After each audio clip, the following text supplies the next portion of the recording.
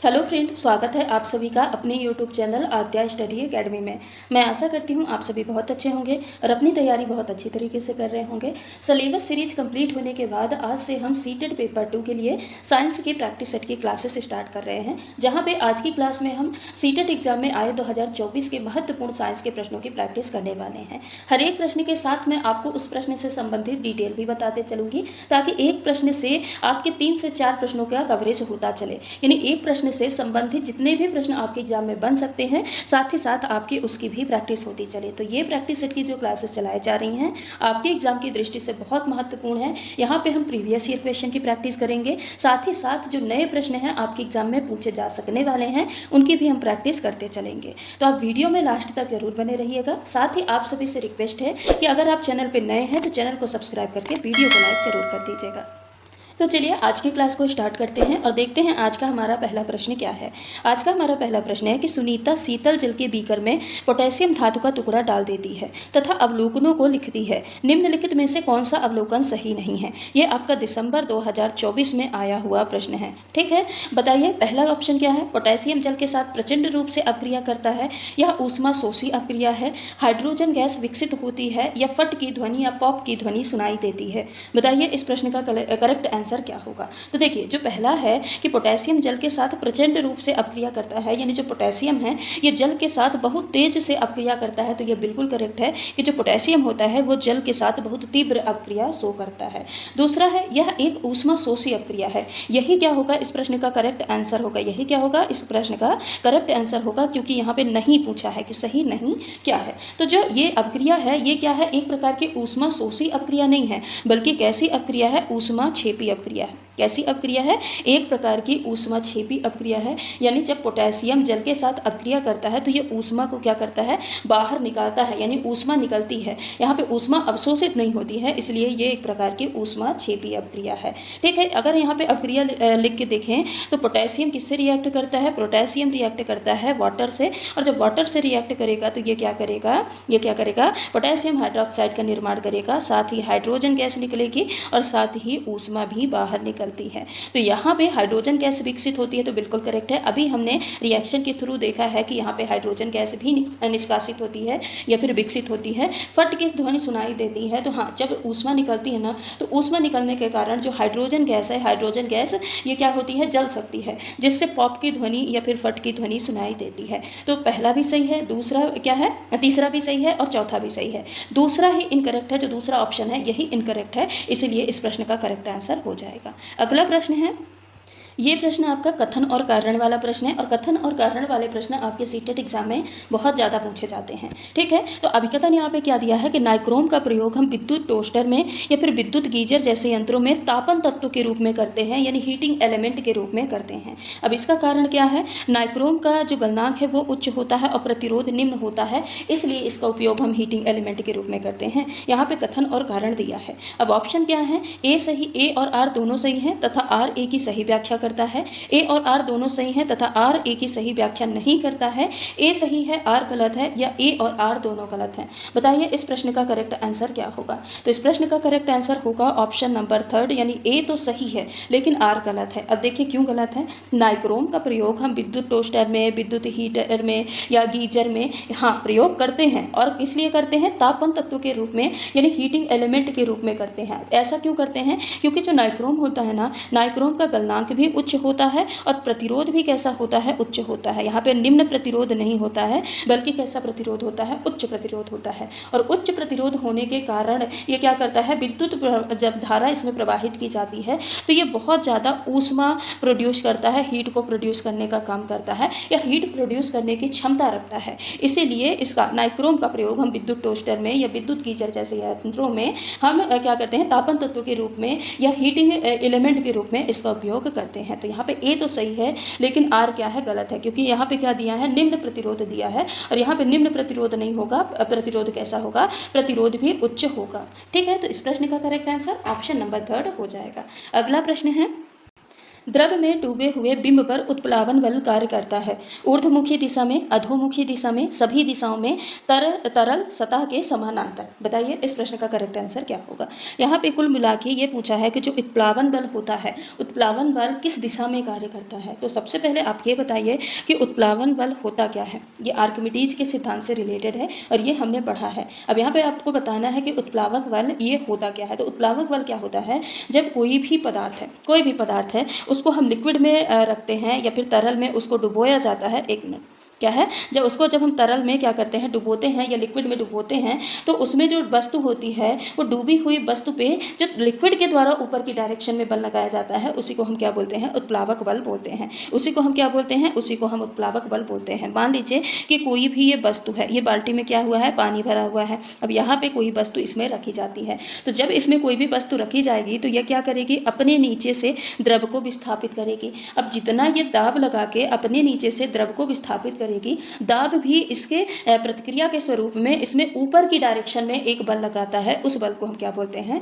उत्प्लावन बल बोलते हैं। हाँ, ये जो वस्तु जो दाब लगाती है वो द्रव में नीचे की डायरेक्शन में लगाती है, इसीलिए द्रव प्रतिक्रिया के स्वरूप में क्या करता है, ऊपर की डायरेक्शन में यानी ऊर्ध्वमुखी दिशा में बल लगाता है वस्तु पे, जिसको हम उत्प्लावक बल बोलते हैं। और जो उत्प्लावक बल होता है ना, जो ग्रेविटी फोर्स होते हैं, ग्रेविटी फोर्स के जस्ट अपोजिट काम करता है। ग्रेविटी क्या करती है, नीचे के डायरेक्शन में काम करती है, वहीं पे उत्प्लावक बल ऊपर की डायरेक्शन में ऊर्ध्वमुखी दिशा में क्या करता है, काम करता है। और उत्प्लावक बल लगता क्यों है, सबसे बड़ा प्रश्न ये है कि उत्प्लावक बल लगता तो है, लेकिन लगता क्यों है। तो ये वस्तु के तल यानी जो नीचे की सतह होती है और जो ऊपर की सतह यानी शीर्ष के बीच में दाब में जो अंतर होता है, किसमें, दाब में जो अंतर होता है, इसके कारण उत्प्लावक बल लगता है। ये प्रश्न पूछा भी गया है और आगे भी पूछा जा सकता है कि उत्प्लावक बल लगता क्यों है। तो किसी भी वस्तु के तल और शीर्ष के बीच में दाब में जो अंतर होता है, उसकी वजह से अंतर के कारण ही उत्प्लावक बल लगता है। यहाँ पे पूछा गया है कि उत्प्लावक बल किस दिशा में कार्य करता है,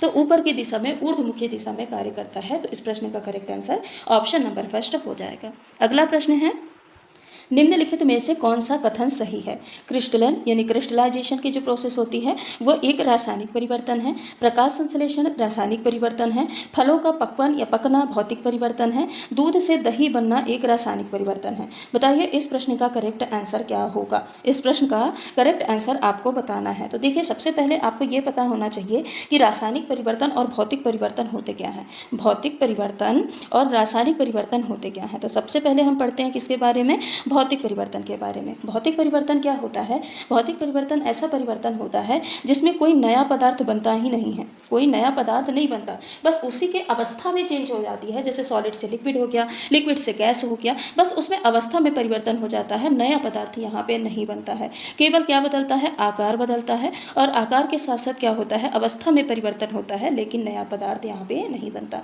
और ये कैसा होता है, रिवर्सिबल होता है। कैसा होता है, रिवर्सिबल होता है, यानी इसको हम वापस से रिवर्स कर सकते हैं। जैसे कि बर्फ का पिघलना, बर्फ का पिघलना किस में आएगा, भौतिक परिवर्तन में। पानी का उबलना भौतिक परिवर्तन में आएगा। कागज का फटना ये किस में आ जाएगा, ये आएगा भौतिक परिवर्तन में। और क्रिस्टलीकरण भी किस में आता है, भौतिक परिवर्तन में आता है। रासायनिक परिवर्तन में क्या हो जाएगा, रासायनिक परिवर्तन में नया पदार्थ बन जाता है, यहाँ पे नया प्रोडक्ट ही बन जाता है, उसके पूरे रासायनिक गुण चेंज हो जाते हैं। और ये कैसा होता है, ये इरिवर्सिबल होता है। ये कैसा होता है, ये इरिवर्सिबल होता है, यानी इसको हम रिवर्स नहीं कर सकते हैं, इसको हम रिवर्स नहीं कर सकते। अब रासायनिक परिवर्तन में क्या आ जाएगा, जैसे लोहे में जंग लगना, अगर जंग लग गई तो क्या वापस से हम लोहे को नॉर्मल कर सकते हैं। दूध से दही बनना, तो अगर दूध से दही बन गया है तो क्या वापस से इसको हम दूध में परिवर्तित कर सकते हैं, बिल्कुल नहीं। फल का पकना, फल का पकना क्या होता है, फल का पकना होता है एक प्रकार का रासायनिक परिवर्तन। फोटोसिंथेसिस यानी जो प्रकाश संश्लेषण होता है, प्रकाश संश्लेषण भी कैसी प्रक्रिया होती है, प्रकाश संश्लेषण भी एक प्रकार की रासायनिक प्रक्रिया होती है। लकड़ी का जलना, अगर लकड़ी का टूटना है तो टूटना किस में आ जाएगा, टूटना आ जाएगा भौतिक परिवर्तन में। लेकिन अगर किसी चीज़ का जलना है, जलना किस में आता है, जलना, जमना, पाचन, गंध में परिवर्तन, टेस्ट में परिवर्तन, ये सारे किस में आते हैं, ये सारे रासायनिक परिवर्तन के अंतर्गत आते हैं। अब हम आ जाते हैं वापस क्वेश्चन पे। क्वेश्चन क्या पूछ रहा है, तो क्रिस्टलीकरण एक रासायनिक परिवर्तन है। अभी हमने पढ़ा है कि क्रिस्टलीकरण रासायनिक परिवर्तन नहीं है, कैसा है, ये एक प्रकार का भौतिक परिवर्तन है।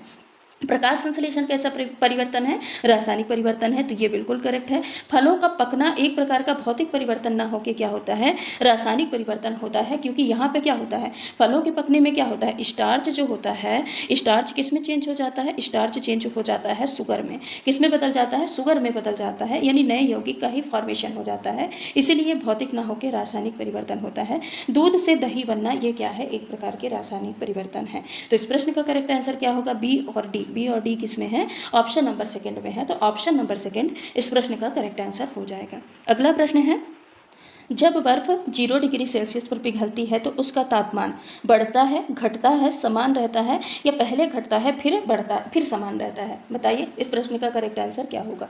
तो देखिए, जब भी बर्फ 0 डिग्री सेल्सियस पे पिघलती है तो 0 डिग्री सेल्सियस पे पिघलने के लिए इसमें क्या दिया जाता है? तापमान दिया जाता है। क्या दिया जाता है? तापमान, यानी हीट दिया जाएगा।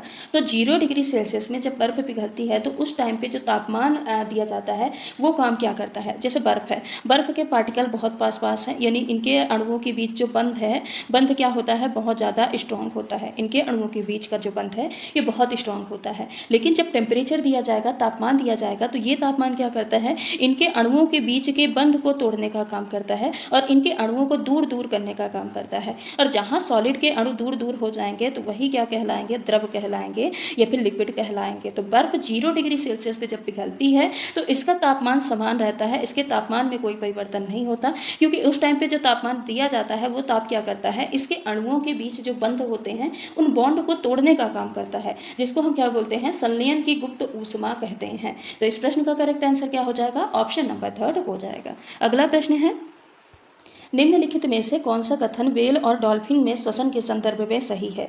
वे विलीन ऑक्सीजन का उपयोग नहीं कर सकती, उनके पास गिल यानी क्लोम होते हैं, उनके पास बृहत नासाद्वार होते हैं, वे प्रायः जल पृष्ठ पर श्वास लेने के लिए आती हैं। बताइए इस प्रश्न का करेक्ट आंसर क्या होगा। ए है A B C, second option है A C D, third option है बी सी डी, और फोर्थ ऑप्शन क्या है? A B D. बताइए इस प्रश्न का करेक्ट आंसर क्या होगा। तो देखिए, ए में क्या है? वे विलीन ऑक्सीजन का उपयोग नहीं करते, तो सही है। जो डॉल्फिन होते हैं, डॉल्फिन क्या करते हैं? डॉल्फिन क्या है? डॉल्फिन और व्हेल दोनों की बात हो रही, दोनों क्या होते हैं? स्तनधारी होते हैं। दोनों क्या होते हैं? स्तनधारी होते हैं, यानी ये स्तनधारी हैं, ये मछली नहीं है। जब ये स्तनधारी हैं, मछली नहीं है, तो मछलियाँ क्या करती हैं? जल में विलीन ऑक्सीजन का उपयोग करती हैं, लेकिन स्तनधारी ऐसा नहीं करते हैं, इसलिए स्तनधारी होने की वजह से ये जल में घुलित ऑक्सीजन का उपयोग नहीं कर पाते हैं, ये वायुमंडलीय ऑक्सीजन पे डिपेंड करते हैं। तो यहाँ पे क्या पूछा है? सही है, तो ये उपयोग नहीं करते हैं, इसलिए ये क्या हो जाएगा? ये करेक्ट हो जाएगा। उनके पास गिल या क्लोम होते हैं, तो बिल्कुल नहीं। गिल या क्लोम किनके पास प्रेजेंट होते हैं? मछलियों के पास प्रेजेंट होते हैं, स्तनधारियों के पास नहीं। स्तनधारियों में क्या होते हैं? स्तनधारियों में फेफड़े होते हैं, ये फेफड़े के माध्यम से श्वसन करने का काम करते हैं। तो ये क्या हो जाएगा? ये गलत हो जाएगा। उनके पास बृहत नासाद्वार होता है, तो बिल्कुल करेक्ट है। जो डॉल्फिन और व्हेल होते हैं ना, इनके पास श्वास लेने के लिए क्या होता है? ब्लो होल होता है। इनके सिर के ऊपर एक ब्लो होल पाया जाता है। क्या बोलते हैं उसको? उसको हम बोलते हैं ब्लो होल। ब्लो होल पाया जाता है, जिसके माध्यम से ये सांस लेते हैं, और वे प्रायः जल पृष्ठ पर श्वास लेने के लिए आती हैं। तो बिल्कुल करेक्ट है ये भी। क्यों? क्योंकि जो मछलियाँ होती हैं वो जल के अंदर घुलित ऑक्सीजन को उपयोग कर पाती हैं। व्हेल और डॉल्फिन ये मैमल्स में आते हैं। अब मैमल्स में आते हैं तो ये बाहरी एटमॉस्फेयर की जो ऑक्सीजन है उस पर डिपेंड करेंगे। तो एटमॉस्फेयर के ऑक्सीजन को लेने के लिए ये क्या करते हैं? जल के पृष्ठ पे या जल के सतह पे आते हैं, फिर उसके बाद वो फेफड़े के माध्यम से श्वसन करते हैं, या फेफड़े के माध्यम से श्वसन की क्रिया संपन्न करते हैं। तो यहाँ पे ए भी करेक्ट हो जाएगा, सी भी करेक्ट हो जाएगा, और डी भी करेक्ट हो जाएगा। ए सी डी किस में है? ऑप्शन नंबर सेकंड में है। ऑप्शन नंबर सेकंड क्या हो जाएगा? इस प्रश्न का करेक्ट आंसर हो जाएगा। अगला प्रश्न है, यहाँ पे दो स्टेटमेंट दिए हैं, एक S1 और एक S2। S1 में क्या बोला है कि स्वपरागण केवल द्विलिंगी पुष्पों फूलों में हो सकता है। S2 क्या बोला है? परपरागण केवल एक लिंगी पुष्पों में या फूलों में हो सकता है। तो बताइए इस प्रश्न का करेक्ट आंसर क्या होगा। इस प्रश्न का correct answer option number first है, S1 और S2 दोनों सत्य हैं।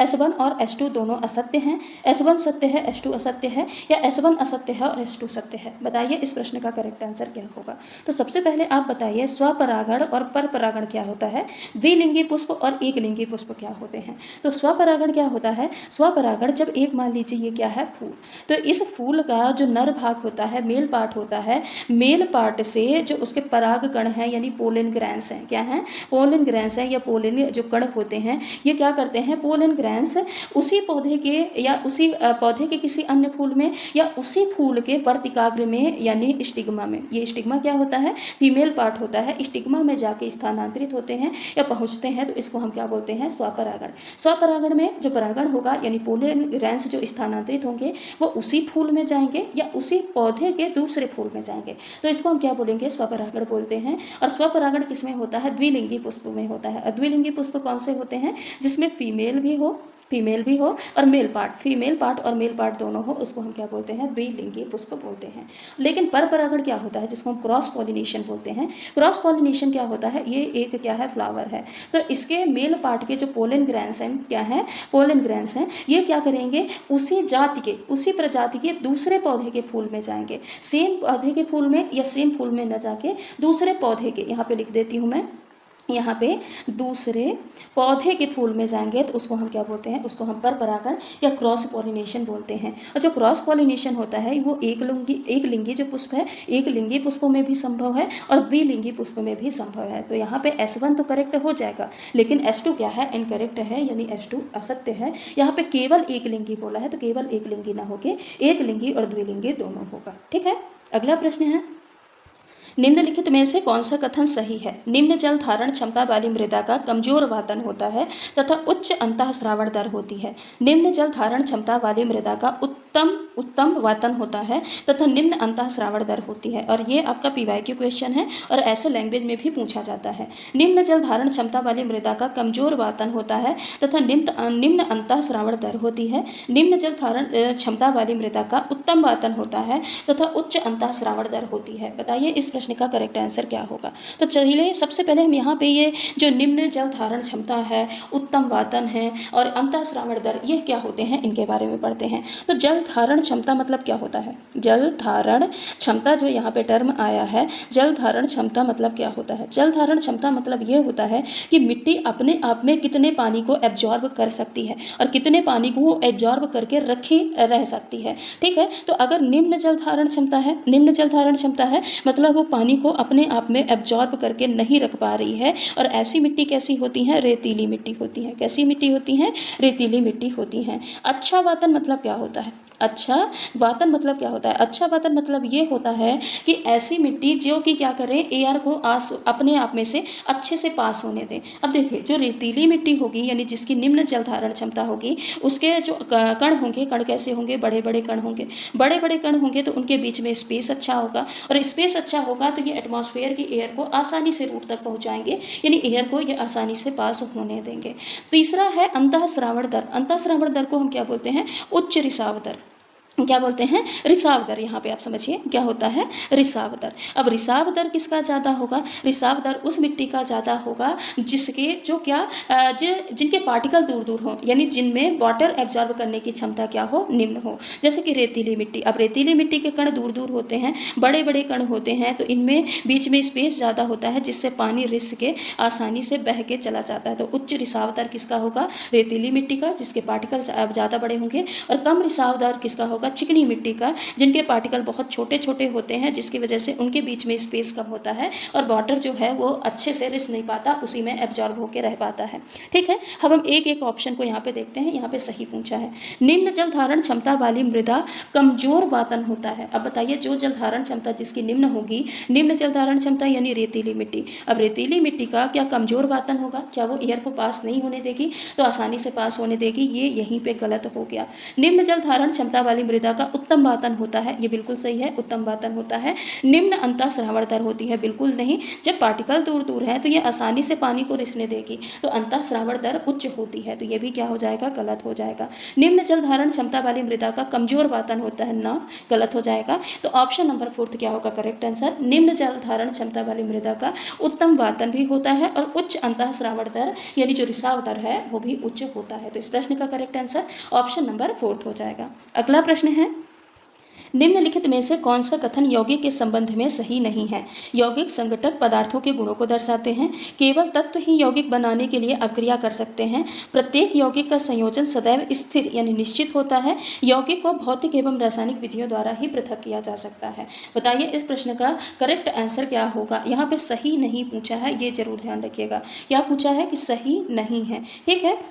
आपको क्वेश्चन अच्छे से पढ़ना है, नहीं पूछा है हाँ पूछा है, ये देख के चलना है। ऑप्शन नंबर फर्स्ट क्या है? ए बी सी, सेकंड क्या है? बी सी डी, थर्ड क्या है? ए बी डी, और फोर्थ क्या है? A C D. बताइए इस प्रश्न का करेक्ट आंसर क्या होगा? तो पहला स्टेटमेंट हम देखते हैं, यौगिक संघटक पदार्थों के गुणों को दर्शाते हैं। बताइए ये करेक्ट है कि इनकरेक्ट है? तो ये क्या है? ये गलत है। क्यों गलत है? ये गलत इसलिए है क्योंकि यौगिक के जो गुण होते हैं ये जिन पदार्थों से मिलकर बना होता है ना, उससे बिल्कुल डिफरेंट होते हैं। जैसे कि मान लीजिए पानी H2O, वाटर किससे मिलके बना होता है? हाइड्रोजन से और ऑक्सीजन से मिलके बना होता है। अब पानी का गुण क्या हाइड्रोजन और ऑक्सीजन से मेल खाता है? तो बिल्कुल नहीं खाता है। तो ये क्या हो जाएगा? सही नहीं होगा। अब सही नहीं होगा इसलिए ये प्रश्न के लिए सही होगा, ये आप ध्यान रखिएगा, ठीक है, क्योंकि यहाँ पे नहीं ही पूछा है, ठीक है। दूसरा आ जाते हैं, केवल तत्व ही यौगिक बनाने के लिए अभिक्रिया कर सकते हैं। तो ये क्या है? ये बिल्कुल भी गलत है, क्योंकि जो यौगिक बनाना है तो यौगिक क्या है? यौगिक दूसरे पदार्थ के साथ क्रिया करके नए यौगिक भी बना सकते हैं। जरूरी नहीं कि केवल तत्व ही यौगिक बनाने के लिए क्रिया करें।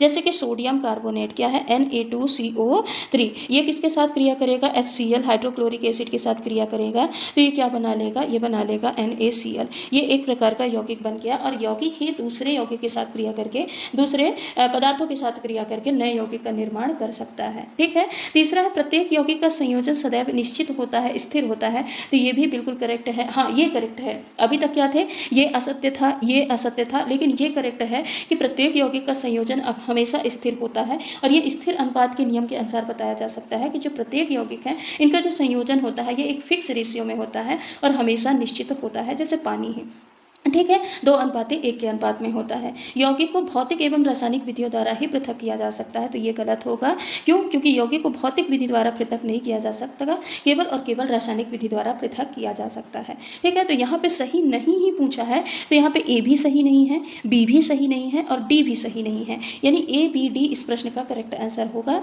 ए बी डी किस में दिया है? ऑप्शन नंबर थर्ड में दिया है। तो इस प्रश्न का correct answer option number third हो जाएगा। अगला प्रश्न है, जब प्रकाश की किरण माध्यम ए से माध्यम बी में प्रवेश करती है तब उसकी चाल घटती है, यानी चाल यानी गति जो होती है वो घटती है, और आगे माध्यम सी में प्रवेश करने पर उसकी चाल यानी गति क्या होती है? बढ़ती है। इससे निम्नलिखित में से कौन सा निष्कर्ष निकाला जा सकता है? ए का अपवर्तनांक बी और सी से अधिक है, ए का अपवर्तनांक बी से कम परंतु सी के समान है, ए और सी के अपवर्तनांक बी से कम है, ए बी सी के अपवर्तनांक की तुलना में उपरोक्त सूचना के आधार पर नहीं की जा सकती है। बताइए इस प्रश्न का करेक्ट आंसर क्या होगा? तो सबसे पहले आप ये बताइए कि अपवर्तनांक क्या होता है, रिफ्रैक्टिव इंडेक्स क्या होता है। तो अपवर्तनांक क्या होता है? वह संख्या होता है, या फिर अपवर्तनांक वो संख्या बताती है जो किसी भी माध्यम में प्रकाश की गति को क्या करती है?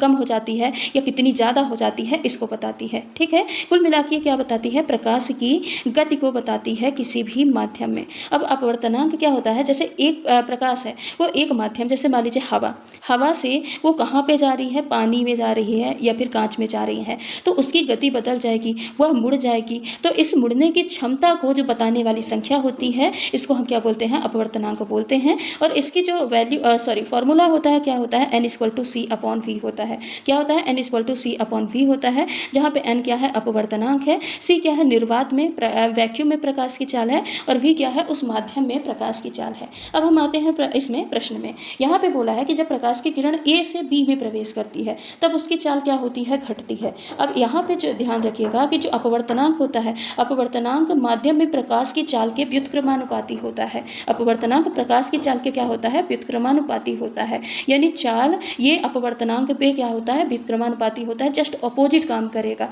अपवर्तनांक अगर बढ़ेगा, यहाँ पे लिख देते हैं कि अगर अपवर्तनांक क्या है? ये बढ़ रहा है, तो चाल क्या होगी? घटेगी। तो क्या है? प्रकाश की किरण ए माध्यम से बी माध्यम में प्रवेश कर रही है, तब उसकी चाल घट रही है, यानी जो बी है, बी का अपवर्तनांक क्या है? ज़्यादा है। और फिर जब सी में, ए से कहाँ गई? बी में, तो यहाँ पे चाल घटी, यानी बी का अपवर्तनांक ज़्यादा है। और जहाँ सी में प्रवेश करी तो फिर इसकी चाल बढ़ गई, यानी सी का अपवर्तनांक क्या है? कम है। तो यहाँ पे ए का अपवर्तनांक भी बी से कम है और सी का भी कम है। तो इस प्रश्न का करेक्ट आंसर क्या होगा? ऑप्शन नंबर सी कि ए और सी के अपवर्तनांक बी से क्या होते हैं, कम होते हैं। ठीक है, अगला प्रश्न है, हार्मोन हमारे शरीर में कार्बोहाइड्रेट, प्रोटीन तथा वसा उपापचय को नियंत्रित करता है। और ये क्या है, ए है। यहाँ पे मान लीजिए ये फिलिंग द ब्लैंक्स वाले क्वेश्चन है। ए की जगह आपको लिखना है कौन सा हार्मोन है जो हमारे शरीर में कार्बोहाइड्रेट, प्रोटीन तथा वसा उपापचय को क्या करता है, नियंत्रित करता है। और यह डैट डैश यानी बी की जगह पे आपको भरना है कि ग्रंथि द्वारा स्रावित होता है, किस ग्रंथि द्वारा स्रावित होता है, तथा हमारे आहार में डैट डैश इस ग्रंथि के कामकाज को प्रभावित करता है। अब यहाँ पे ए, बी और सी की जगह आपको भरना है। ए की जगह पे क्या हो सकता है, तो देखिए इंसुलिन तो होगा ही नहीं। यहाँ पे हम ऑप्शन एलिमिनेट करके क्वेश्चन को सॉल्व करते हैं। इंसुलिन क्यों नहीं होगा, क्योंकि इंसुलिन क्या करता है, ये ग्लूकोज की मात्रा को, शुगर की मात्रा को नियंत्रित करने का काम करता है। ये कार्बोहाइड्रेट, प्रोटीन और वसा का उपापचय को नियंत्रित नहीं करता। एड्रेनलिन ये क्या होता है, ये आपातकालीन हार्मोन होता है जो कि एड्रिनल ग्लैंड से निकलता है। ठीक है, ये आपातकालीन हार्मोन होता है। वृद्धि हार्मोन की यहाँ पे बात ही नहीं हो रही, ग्रोथ की बात ही नहीं हो रही, तो बचेगा क्या, थायरोक्सिन। थायरोक्सिन वो हार्मोन होता है जो कि शरीर में कार्बोहाइड्रेट, प्रोटीन और वसा के उपापचय को नियंत्रित करता है। साथ ही ये किस ग्रंथि द्वारा स्रावित होता है, थायराइड ग्रंथि द्वारा स्रावित होता है। और तथा हमारे आहार में आयोडीन इस ग्रंथि के कामकाज को प्रभावित करता है। थायराइड ग्रंथि या थायरोक्सिन के जो कामकाज होते हैं इसको प्रभावित करने का काम कौन करता है, आयोडीन करता है। तो इस प्रश्न का करेक्ट आंसर ऑप्शन नंबर 3 हो जाएगा। अगला प्रश्न है, ये भी आपका कथन और कारण वाला प्रश्न है। कथन क्या दिया है कि अवमुख यानी उत्तल दर्पण का उपयोग वाहन में पश्च दर्शन यानी रियर व्यू मिरर के रूप में होता है। तर्क क्या दिया है, R1 वे ऊर्ध्व शीर्ष यानी सीधा और विवर्धित यानी बड़ा, ऊर्ध्व शीर्ष मतलब सीधा और विवर्धित यानी बड़ा प्रतिबिंब बनाते हैं, उनका व्यापक दृष्टि क्षेत्र होता है। बताइए इस प्रश्न का करेक्ट आंसर क्या होगा।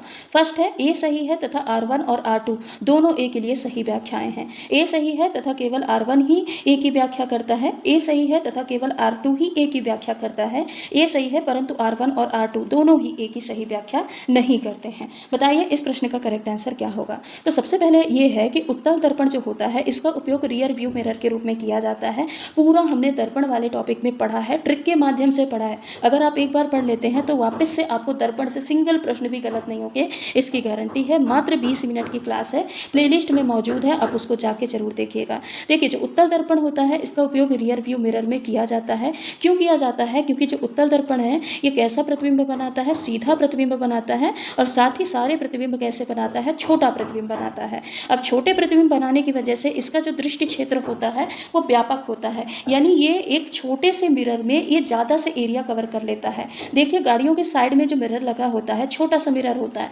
स्कूटी में, बाइक में, गाड़ी में, हर किसी में लगा होता है। लेकिन पीछे ट्रक खड़ा है वो भी दिखा देगा, बाइक खड़ी है, स्कूटर खड़ी है, कार खड़ी है, क्या क्या खड़ा है पूरी चीज़ें दिखा देता है। क्यों, क्योंकि ये प्रतिबिंब को छोटा छोटा करके बनाता है और सीधा बनाता है। यहीं पर अगर हम अवतल दर्पण का उपयोग करते हैं तो अवतल दर्पण क्या करता है, वास्तविक प्रतिबिंब बनाता है और उल्टा प्रतिबिंब बना देता है। तो ट्रक का जो चक्के होंगे उसका ऊपर कर देगा चक्का और जो सर है उसको नीचे कर देगा, उल्टा प्रतिबिंब बना देगा, तो हमको समझ में नहीं आएगा। इसीलिए रियर व्यू मिरर के रूप में वाहनों में उत्तल दर्पण का उपयोग किया जाता है। तो यहाँ पे जो R1 तर्क दिया है ये गलत है, क्योंकि ऊर्ध्व शीर्ष यानी सीधा तो ठीक लिखा है लेकिन विवर्धित बड़ा ना होके ये छोटा प्रतिबिंब बनाने का काम करता है। तो यहाँ पे करेक्ट आंसर क्या होगा, ए तो बिल्कुल सही है कि हाँ उत्तल दर्पण का उपयोग रियर व्यू मिरर में किया जाता है, लेकिन R2 क्या करता है, इसकी सही व्याख्या करता है, R1 नहीं करता। तो इस प्रश्न का करेक्ट आंसर ऑप्शन नंबर 3 हो जाएगा। अगला प्रश्न है, माध्यम ए का घनत्व माध्यम बी के घनत्व से अधिक है किंतु माध्यम सी के घनत्व से कम है, किस माध्यम में ध्वनि सबसे तेज गति करेगी, ए में, बी में, सी में, या इस सूचना से निष्कर्ष नहीं निकाला जा सकता। बताइए इस प्रश्न का करेक्ट आंसर क्या होगा। यहाँ पे ए का घनत्व बी के घनत्व से अधिक है और सी का घनत्व बी का घनत्व से अधिक है किंतु सी के घनत्व से क्या है, कम है। ठीक है, तो देखिए जो ध्वनि की चाल है, ध्वनि की गति है, ध्वनि की चाल है, ये घनत्व पे डिपेंड करती है। घनत्व ज़्यादा, देखिए यहाँ पे घनत्व ज़्यादा तो चाल भी क्या होगी, ज़्यादा, चाल भी क्या होगी, ज़्यादा। जैसे ठोस का घनत्व क्या होता है, ज़्यादा होता है, तो ध्वनि की चाल भी सबसे ज़्यादा किसमें होती है, ठोस में। फिर आ जाते हैं लिक्विड का घनत्व कम होता है तो ध्वनि की चाल ठोस के कंपैरिजन में यहाँ पे कम होती है। लेकिन गैस में घनत्व सबसे कम होता है तो यहाँ पे चाल भी ध्वनि की क्या होती है, सबसे कम होती है। क्या होती है, सबसे कम होती है। यानी कुल मिला के जिसका घनत्व सबसे कम होगा उसकी चाल भी, वहाँ पर ध्वनि की चाल भी सबसे कम होगी। और निर्वात में तो ध्वनि ट्रैवल ही नहीं करती है, जहाँ पे कोई माध्यम नहीं होगा वहाँ पे ध्वनि गति ही नहीं करती है। तो यहाँ पे देखते हैं ए का घनत्व माध्यम बी के घनत्व से अधिक है, यानी ए का घनत्व तो अधिक है बी के घनत्व से, किंतु सी के घनत्व से क्या है, कम है। सी के घनत्व से क्या है, ए का घनत्व कम है। यानी यहाँ पे अगर सबसे ज़्यादा की बात की जाए तो सबसे ज़्यादा जो घनत्व किसका है, सी का घनत्व है। सबसे ज़्यादा घनत्व किसका है, सी का, फिर है ए का, और फिर क्या है, बी का। यानी सी यहाँ पे क्या हो जाएगा, सी यहाँ पे हो जाएगा सॉलिड, ठोस हो जाएगा, और यहाँ पे ए कह सकते हैं यहाँ पे लिक्विड होगा, और बी क्या होगा, यहाँ पे गैस होगा। तो यहाँ पे बोला है सबसे तेज गति ध्वनि किस माध्यम में करेगी, तो ठोस माध्यम में करेगी। तो यहाँ पे ऑप्शन नंबर 3 यानी सी क्या हो जाएगा, करेक्ट आंसर हो जाएगा। अगला प्रश्न है, धातुओं की अपेक्षिक अक्रियाशीलता के संबंध में निम्नलिखित में से कौन सा कथन सही है। जिंक जो होता है लोहे से अधिक अक्रियाशील है, परंतु एल्यूमिनियम से कम अक्रियाशील है। सोडियम पोटेशियम और कैल्शियम से अधिक अक्रियाशील है। एल्यूमिनियम मैग्नीशियम से अधिक अक्रियाशील है। यहाँ पे ऑप्शन है ए और बी, केवल ए, बी और सी, या केवल सी। बताइए इस प्रश्न का करेक्ट आंसर क्या होगा। तो सबसे पहले हम अक्रियाशीलता पढ़ते हैं, अक्रियाशीलता श्रेणी। सबसे ज़्यादा अक्रियाशील पोटेशियम होता है, फिर सोडियम होता है, फिर कैल्शियम होता है, फिर मैग्नीशियम होता है, फिर एल्यूमिनियम होता है, फिर जिंक होता है, फिर आयरन होता है, फिर पीबी होता है, हम इधर लिखते जा रहे हैं, लेड होता है यानी, फिर उसके बाद क्या होगा, हाइड्रोजन होगा। हाइड्रोजन के बाद क्या आएगा, कॉपर आएगा, फिर Hg आएगा। Hg के बाद क्या आ जाएगा, Ag आएगा, फिर क्या आएगा, Au यानी सिल्वर, फिर गोल्ड। यानी सबसे ज़्यादा अक्रियाशील पोटेशियम और सबसे कम अक्रियाशील क्या हो जाएगा, गोल्ड हो जाएगा। तो यहाँ पे पूछा है जिंक लोहे से अधिक अक्रियाशील धातु है, परंतु एल्यूमिनियम से कम अक्रियाशील, तो करेक्ट है। यहाँ पे जिंक देखिए एल्यूमिनियम से कम है, लेकिन लोहे से क्या है, ऊपर है यानी ज़्यादा है। तो ये क्या हो जाएगा, सही हो जाएगा। सोडियम पोटेशियम और कैल्शियम से अधिक अक्रियाशील है, तो जो सोडियम है ये कैल्शियम से तो अधिक अक्रियाशील है, लेकिन पोटेशियम से नहीं है, तो ये क्या हो जाएगा, गलत हो जाएगा। एल्यूमिनियम मैग्नीशियम से अधिक अक्रियाशील है, तो एल्यूमिनियम जो है ये किससे, मैग्नीशियम से, तो मैग्नीशियम से ये कम अक्रियाशील है, अक्रियाशीलता श्रेणी में उससे नीचे आता है। तो अधिक ना हो कि यहाँ पे क्या होना चाहिए, कम होना चाहिए, तो ये भी क्या होगा, गलत होगा। कुल मिला के ऑप्शन नंबर स्टेटमेंट जो फर्स्ट है यही बस क्या होगा, करेक्ट होगा। तो यहाँ पे ऑप्शन नंबर 2 करेक्ट आंसर हो जाएगा। अगला प्रश्न है, ये भी स्टेटमेंट वाला प्रश्न है, और यहाँ पे भी 2 स्टेटमेंट दिए हैं कि कायिक प्रवर्धन एक प्रविधि यानी तकनीक है जिसमें तने के एक भाग को अथवा पादप पौधे के तरुण शाखा को नीचे खींचकर आर्द्र भूमि में इसको गाड़ दिया जाता है या दबा दिया जाता है कि वह शाखा अपने जनक पादप पौधे से फिर भी जुड़ी रहे, और कुछ समय पश्चात गाड़े गए भाग से जड़ें विकसित हो जाती हैं, या एक नए पादप को इससे एक नया पादप विकसित हो जाता है। सामान्यतः इस तकनीक के माध्यम से उगाए गए पादप का उदाहरण कौन सा है। ए और बी क्रमशः कौन से हैं, ए कौन सी इस तकनीक को हम क्या बोलते हैं, और बी इससे उगने वाले पादप कौन से हैं। तो यहाँ पे बेसिकली इतने बड़े जो यहाँ पे 4 लाइनें दी हैं, इसका यहाँ पे शॉर्ट फॉर्म में मतलब ये है कि तने या पौधे के किसी एक शाखा को हम झुकाए और झुका के नमी वाली मिट्टी में हम दबा दिए, और ये शाखा अपने जो मेन प्लांट है, मेन प्लांट से क्या होनी चाहिए, जुड़ी होनी चाहिए, और इसमें फिर बाद में जड़ें दिखने लगती हैं और इससे एक नया प्लांट, नया पौधा बन जाता है। ये इस तकनीकी को हम क्या बोलते हैं, तो इस तकनीकी को हम बोलते हैं परतन। क्या बोलते हैं, परतन, या फिर लेयरिंग की तकनीकी बोलते हैं। और इससे जो उगाया जाता है वो क्या उगाया जाता है, चमेली उगाया जाता है। कर्तन मतलब क्या होता है कि किसी शाखा को हम क्या किए, कट किए। यहाँ पे हम किसी तना को या शाखा को कट किए, फिर उसको हम अलग मिट्टी में लगाए, तो वो कर्तन होता है। यहाँ पे ये नहीं दिया है। रोपण क्या होता है कि 2 अलग अलग पौधों को हम एक बनाए और एक बना के उसको हम रोपित कर दिए, तो ये रोपण कहलाता है। मुकुलन ये हाइड्रा में होता है, लेकिन मुकुलन होता क्या है, यहाँ पे मुकुलन क्या होता है, बडिंग प्रोसेस, जिसमें जो हाइड्रा है, जो मेन हाइड्रा है, इससे एक बड का फॉर्मेशन होता है और बाद में ये बड अलग होकर एक नए हाइड्रा का निर्माण कर लेता है, तो इसको हम क्या बोलते हैं, मुकुलन। तो यहाँ पे ये चीज़ें नहीं पूछी गई है, इसलिए ऑप्शन नंबर 4 क्या हो जाएगा, करेक्ट आंसर हो जाएगा। अगला प्रश्न है, अभिकथन यहाँ पे दिया है कि सिराओं की तुलना में धमनियों की मोटी और प्रत्यास्थ भित्तियाँ होती हैं। दूसरा तर्क दिया है कि सिराओं की तुलना में धमनियों में रक्त प्रवाह का दाब कम होता है। तो फर्स्ट है ए और आर दोनों सही हैं, आर ए की सही व्याख्या है। ए और आर दोनों सही हैं तथा आर ए की सही व्याख्या नहीं है। ए सही है, आर गलत है, या ए और आर दोनों गलत है। बताइए इस प्रश्न का करेक्ट आंसर क्या होगा। तो पहला अभिकथन ये बोलता है कि सिराओं की तुलना में धमनियों की भित्ति मोटी और प्रत्यास्थ अधिक होती है, तो ये बिल्कुल करेक्ट है। जो धमनियाँ होती हैं ना, ये सिराओं की तुलना में मोटी और लचीली भी ज़्यादा होती हैं। क्यों? क्योंकि ये जो हार्ट है हृदय के आउटपुट को लेती हैं, यानी हृदय जो पंप किया है रक्त को उसको लेती हैं। अब जो हृदय से पंप करके आउटपुट में जो रक्त आता है इसमें दाब बहुत ज़्यादा होता है, और दाब को झेलने के लिए मोटी भित्ति और लचीली भित्ति होनी चाहिए जो कि फैल सके और सिकुड़ सके। तो इसीलिए जो सिराएं की तुलना में धमनियाँ होती हैं इनकी भित्तियाँ मोटी और प्रत्यास्थ अधिक होती हैं, ये करेक्ट है। दूसरा क्या है, सिराओं की तुलना में धमनियों में रक्त प्रवाह का दाब कम होता है। अरे भाई, अभी हमने पढ़ा कि हार्ट के आउटपुट को लेती हैं और उसमें दाब बहुत अधिक होता है, तो कम होने का तो कोई चांस ही नहीं है। इसलिए तर्क क्या होगा, गलत होगा। यानी ए तो सही है लेकिन आर क्या होगा, गलत होगा। ऑप्शन नंबर 3 इस प्रश्न का करेक्ट आंसर हो जाएगा। अगला प्रश्न है, मानव पाचन तंत्र में पित्त रस के कार्य के संबंध में निम्नलिखित में से कौन सा कथन सही है। यह आमाशय से आते हुए आंशिक रूप से पचे भोजन को क्षारीय बना देता है या वसा के पाचन में सहायता करता है। ए सही तथा बी गलत, ए गलत तथा बी सही, ए और बी दोनों सही, ए और बी दोनों गलत। बताइए इस प्रश्न का करेक्ट आंसर क्या होगा। यहाँ पे पाचक रस यानी जो पित्त रस है, पित्त रस के बारे में पूछा है। तो पित्त रस ये आमाशय से आते हुए आंशिक पचे हुए भोजन, आंशिक पचे हुए भोजन को हम क्या बोलते हैं, काइम बोलते हैं। क्या बोलते हैं, काइम। काइम को क्या करता है, ये क्षारीय बना देता है। तो बिल्कुल सही। भोजन आता है स्टमक में, स्टमक में क्या होता है, HCl। ये क्या करता है, भोजन के लुगदी बनाता है जो कि एक आंशिक रूप से पचा भोजन के रूप में होता है जिसको हम काइम बोलते हैं। अब ये जब जाएगा अग्नाशय में, पैंक्रियाज में, तो इसको क्षारीय माध्यम यानी न्यूट्रल करने के लिए इसमें पित्त रस डाला जाता है यकृत के माध्यम से, जो इसको क्षारीय बना देता है। तो ये बिल्कुल करेक्ट है। या वसा के पाचन में सहायता करता है, तो ये भी बिल्कुल सही है। ये भी क्या है, सही है। क्योंकि जो पित्त रस होते हैं, पित्त के जो लवण होते हैं, ये क्या करते हैं, वसा की छोटी छोटी बूंदों का क्या करते हैं, पायसीकरण करते हैं, क्या करते हैं, पायसीकरण करते हैं। अब पायसीकरण करते हैं जिससे लाइपेज एंजाइम की क्रिया उनकी क्रिया विधि जो होती है उनके सतह क्षेत्र में बढ़ जाती है। तो ये वसा के पाचन में भी सहायता करता है। यहाँ पे दोनों स्टेटमेंट जो हैं वो क्या है, करेक्ट है। तो ए और बी दोनों सही हैं। इस प्रश्न का करेक्ट आंसर हो जाएगा। अगला प्रश्न है, निम्नलिखित में से कौन सा कथन सही है। S1 है, मानव शरीर का सामान्य तापमान 37 डिग्री सेल्सियस है। और यहाँ पे S2 क्या दिया है, ऊष्मा उच्च तापमान वाले शरीर से निम्न तापमान वाले शरीर की ओर प्रवाहित होती है। यहाँ पे ऑप्शन है S1 और S2 दोनों अवलोकन है, S1 और S2 दोनों अनुमान है। S1 अवलोकन है तथा S2 अनुमान है, S1 अनुमान है तथा S2 अवलोकन है। तो यहाँ पे देखिए S1 दिया है कि मानव शरीर का सामान्य तापमान 37 डिग्री सेल्सियस है।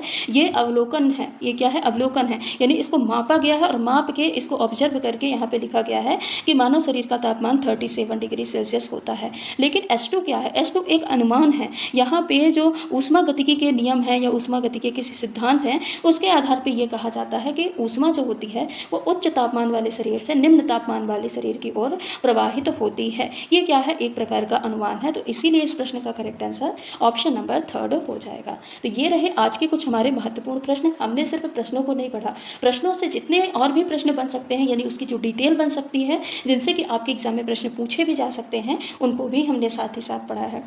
तो ये आपके लिए बहुत ही इंपॉर्टेंट प्रैक्टिस सेट क्लास है और इसकी एक प्लेलिस्ट बनाई जाएगी जहाँ पे सीक्वेंस वाइज, अब ये आपकी क्लास 1 महीने तक चलने वाली है, तो सारी क्लासेस आपकी सीक्वेंस वाइज उसमें डाली जाएंगी। आपको एक एक क्लास अटेम्प्ट करना है और एक एक क्लास आपको एग्जाम में सिलेक्शन दिलाएगी।